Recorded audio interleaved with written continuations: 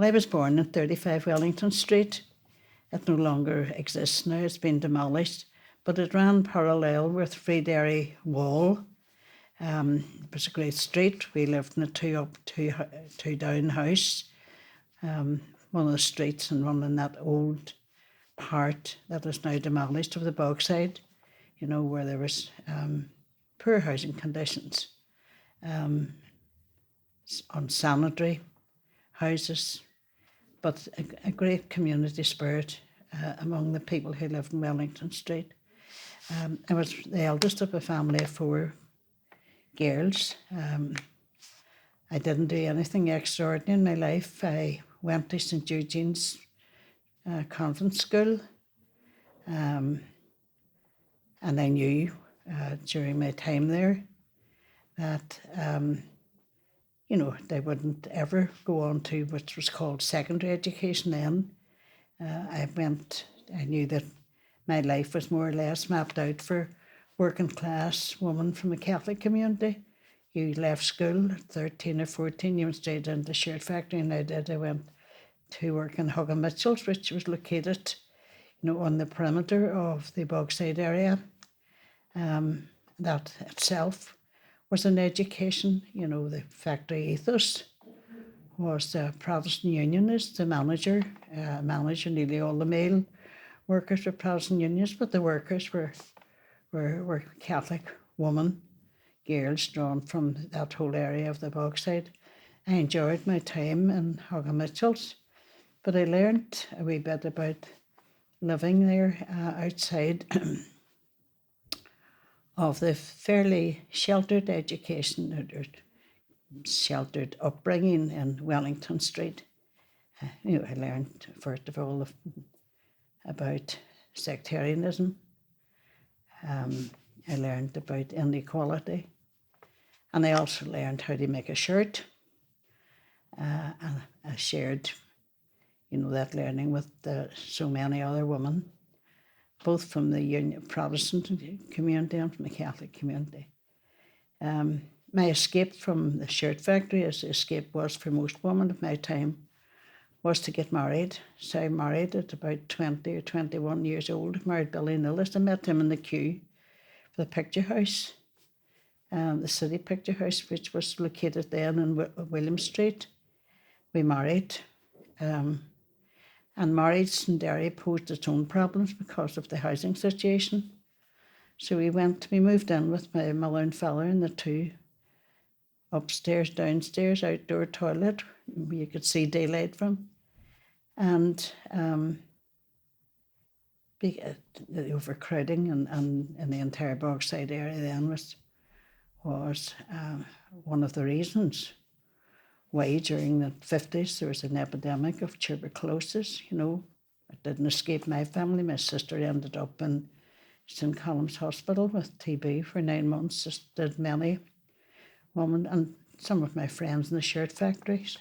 It was the same. I had 4 children in quick succession because contraception was not in our vocabulary, and I began campaigning. It was the only thing I knew how to do. Trying to get a place of my own, which most of us did. And I eventually ended up in 1960 being rehoused in Cregan, in Rathkeil Way in Cregan. And in Rathkeil Way was a street of some 55 houses and about 300 children. Contraception still hadn't arrived in their vocabulary, but it was a great street to live in, as was Wellington Street where I grew up, because my sense of that period of my life was of a community that depended on each other, that needed each other, that didn't have much, but what they had they shared. That's my opinion, or my recollection of living in that particular period. However, the problem with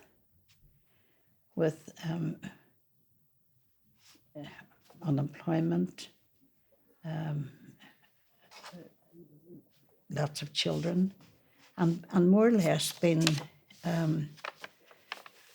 herded into a housing estate on the top of a hill, which in later years a government report said was suitable only for sheep farming. It was and that was Cregan and Foyle Hill, where I lived. And we, it had its own problems, although we had a street and we had houses and we had an indoor toilet and a bathroom, which was amazing. People used to write songs about getting a house in Cregan, which was the ambition. See how limited our ambitions were, but our ambition was to get a house in Cregan. I got one. But that posed its own problems, because when I arrived in Rathke Way, the street wasn't finished. There was no street lighting. There was absolutely no playing facilities for the 300 children that lived in that street. And I think that, and I always had this problem of not being able to accept that was going to be my life. That was the status quo, but it wasn't what I wanted it to be. And the child died a few doors down from me, and it was November. And we carried the small coffin of the child to the city cemetery, which was quite nearby. And I remember coming back, because it was November, there was no pavement, there was muck and dirt and water, and I remember trundling through all this, the city cemetery with this wee coffin, and thinking to myself, I don't want to live in this place, even if it has an indoor toilet and a bathroom. So when I came back that day, I wrote, which is the only kind of ability that I had, and I've carried it through all my life, is my ability to write something. And I sat and wrote a letter to, I didn't even know where I was writing it to, about the need for a decent street, pavement and the road. And my father worked in the abattoir, the slaughterhouse we called it, but people called it the abattoir. That was situated in the Little Diamond. He was a timekeeper and he had a typewriter. And I took a letter down to my father and he typed it up for me. And I took it round the doors of my immediate neighbours, who I didn't know very well, we weren't very long there. And I asked them to sign it. And I can't even remember to this day where I sent it, but it went somewhere anyhow. But that was the beginning, at least I'd like to think. And I'm open to contradiction for anyone whose memories are better than mine. That was the beginning of what was the residents, tenants associations, people coming together. When you get over the euphoria of this house, coming from the Bogside, we nearly exchanged one slum for another, one ghetto for another. Slum's the wrong word, one ghetto for another. And we realised that there was really nothing in Cregan. There was one school for something like 11,000 children. There was no church when I moved in. There was very few shops. Certainly, there was no, the transport was whatever few buses. Remember the old double-deckers? And you walked everywhere, I used to walk down Southway, one baby in the pram, two sitting on the top and two or three hanging on to it, because I had 9 children. I went on to have 9 children. But our community association got together. I remember our first meeting, because there was no place to meet. We met in the old boys' club, which was away in Beechwood Avenue at the other side of Cregan.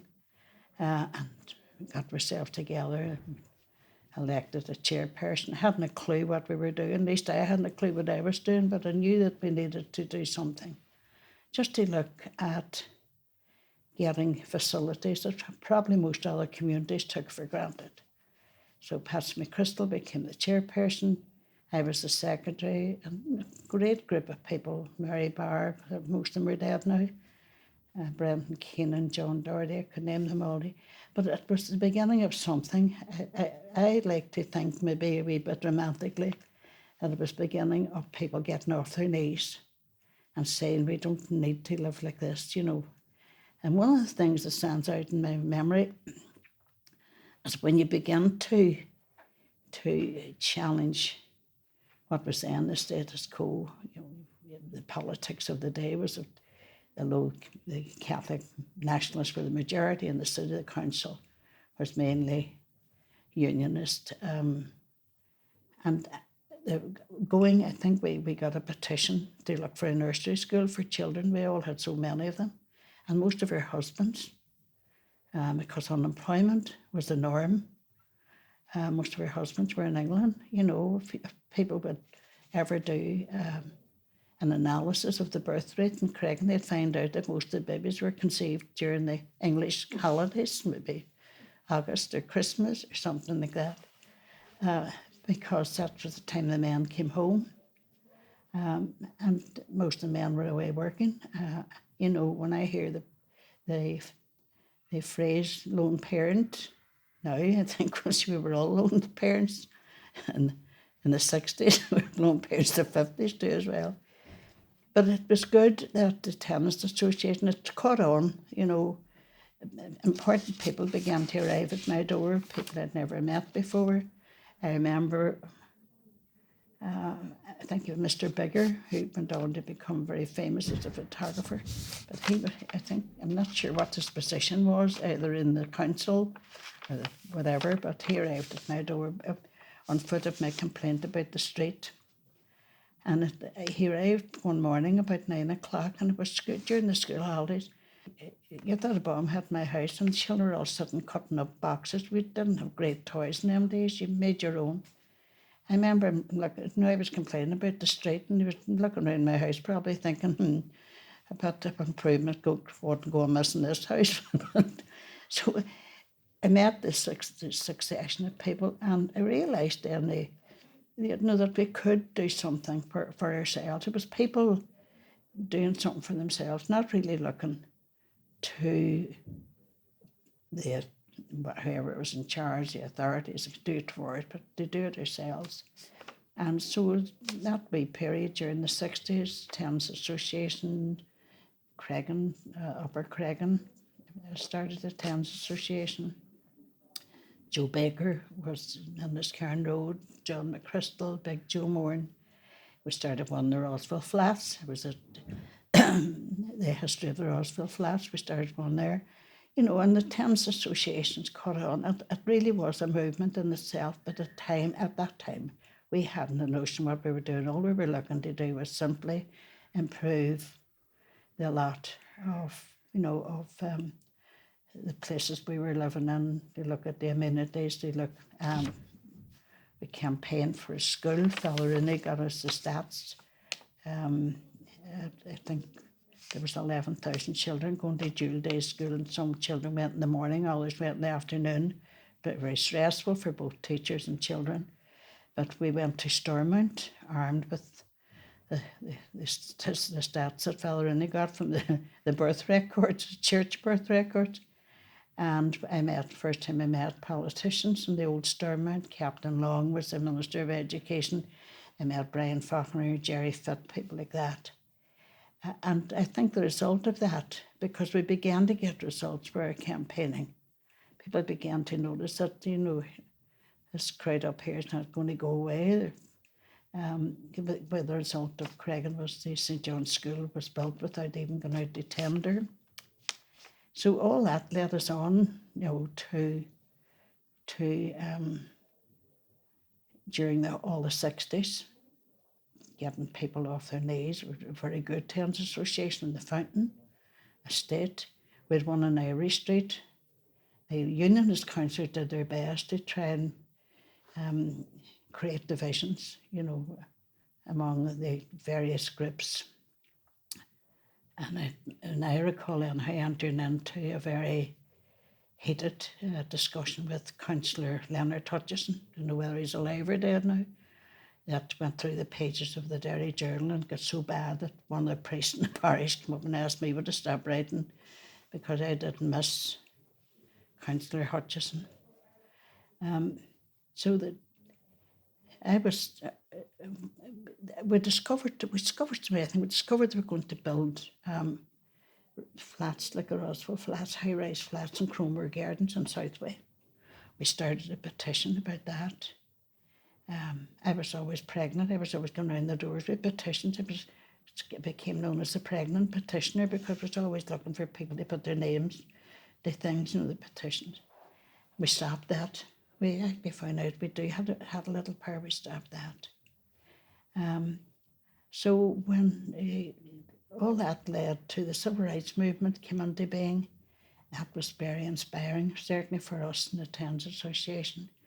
It was, again, it showed you that the old regime, the status quo, the thing that kept us as unequal citizens or second-class citizens or whatever label you want to put on us, where we were that was being challenged through the civil rights movement. So I went, I was in the hospital in 1968, having my 8th child. He just turned out to be my first girl. I had 7 boys. She was born in June, but I developed a blood clot after she was born, so I was in the hospital for 6 weeks. So I emerged from hospital with a newborn baby to Creggan in the middle of the turmoil that was in 1960, because you had the 5th of October March, you had the murders of Cusack and Beatty, you had all sorts of, the whole place was in turmoil. Now I came home with this wee baby, and my husband, who was a member of the Citizens Action Committee, had been set up at that stage, and subsequently that mutated into the Citizens Defence Committee during the Battle of the Bogside. So my husband removed himself to Paddy Doherty's house in Weston Street, and I set up in Creggan like most women. The men disappeared, and most of us sat in Creggan with all our one way and scared out of our wits because we weren't too sure what was going on. Most of the people in our street who could move over the border did, if they had relatives there. So my memories of that period are of quite frightening, but also it was quite exciting too in so many ways, maybe exciting's the wrong word for it, But it was, would you believe it was a turning point? Was it a turning point? Oh, absolutely. Well, I believe that anyhow from the civil rights movement, and even from our towns. Looking in retrospect, I suppose it's easy to say that, because I remember going to the city, the Guildhall, the time we were looking for the nursery school. Who was the mayor? I think it was Mayor Anderson, I'm not too sure. But the poor man, I knew that they hadn't a baldy notion even where Creggan was, because he had to call the ushers who brought in a map and threw it on the floor and asked us to point out where Creggan was, where we did. And then we explained to him we were looking for a nursery school. I think he must have been in shock that we even existed in Creggan, because they more or less, in the polite way, more or less ushered us out. But I do remember thinking to myself that day, coming down the steps of Guildhall, that crowd there is not going to give us nothing. And they didn't. And that has been my philosophy since then, even at my age now. You have to take it. People's not going to give it, you have to take it. So, that, I came home to the battle going on the bog. And don't forget, in them days we had no phones. And the Towns Association, the men in the Towns Association would have been in touch with everything that was going on in the Bogside, but I was stuck up in Creggan with my newborn, and I never took her upstairs. I kept her all with the bag packed, sitting in the cot, because I was afraid that we would have to get up. That's how scary it was. That's how frightening, and that's how people didn't know what was happening. Communications wasn't as it is now. So I used to keep this Kathy sitting in the sitting room. None of us went to bed. I knew my husband was somewhere in the Bogside. My mother sent my sisters up to tell me that they'd seen him somewhere, like it was a sighting, And he was very active with the Battle of the Bogside, and he's dead now, God have mercy on him. And and he would have much better story to tell than I have to tell, because all I can tell is just that it was in Cregan. My memories of it are I think Dunbar Doherty or somebody went down in a car around Cregan in the middle of the night. And that scared us even worse, to tell us the cathedral was being attacked. And our tenants association, Pat McChrystal and myself, went round the doors to collect, and they needed, wait for it, they needed ammunition in the bauxite. Ammunition was for petrol bombs. It was flour and sugar. I'm trying to remember what the other ingredients were made up in Molotov cocktail, but with flour and sugar, we went round the doors collecting them and sent them down to down to the bauxite where the battle was raging. And I do recall hearing on the radio that Jack Lynch wasn't going to stand idly by, and knocking at Teresa McManus lived next door to me, great neighbours, and she was the neighbours across the street had gone. I knocked at Teresa's door and said to Teresa, the army's coming. Oh, that's right. Teresa said to me, the army's coming. And I said to her, what army? Because I thought she meant the army of the administration in Dublin. And she said, the British Army. I didn't believe it. I thought she was, I said, it couldn't be the British Army. She said, it is. So the British Army came, and my husband didn't come, mind you, but the army came. But I remember it was the 14th of August, and it was the day before the Feast of the Assumption. Funny how tied in you were to church then. You know, church was a power block. If the state excluded you, you were tied into the church. And I took Peter and Donaghy, and I took the Wayans. I don't know who watched the wee baby. Maybe I took her in the pram down to chapel to confession. And when I got to the roundabout at St Mary's Church in Cregan, Phil McLaughlin was standing, and there was a lorry coming round the roundabout. There was all these young fellas with their faces, really dirty black faces, and you shouldn't react to them, and everybody was cheering them. And I didn't understand what on earth this was about. But I remember Phil McLaughlin saying to me, you know, Mary, they think this is all over, but it's only beginning. And was he not right? I mean, it was only beginning, as we realised in the months and the years that followed. My husband eventually arrived, not before a big photograph of him appeared in William Street outside McCool's shop on a billboard. So he had to go to the Doldy sign the next week in disguise because he thought he was wanted by the army. He probably was, you know, because he was among that crowd of, whatever you call them, was down with Ellie McAteer and Paddy Bogside down at Trissy's bar. They had a barricade across there, you know. So that's really, my memories are a bit vague since I wasn't an active participant in the battle. So I suppose my last question would be, why do you think it's important to remember? Oh, good Lord. If, you know, how can you look at the future if you don't remember the past? If the past has not been active in you, you cannot look at the future. You can't even plan for the future if you don't understand and know your past, know where you came from, know what you did. However thorny or however it is, the past is very important.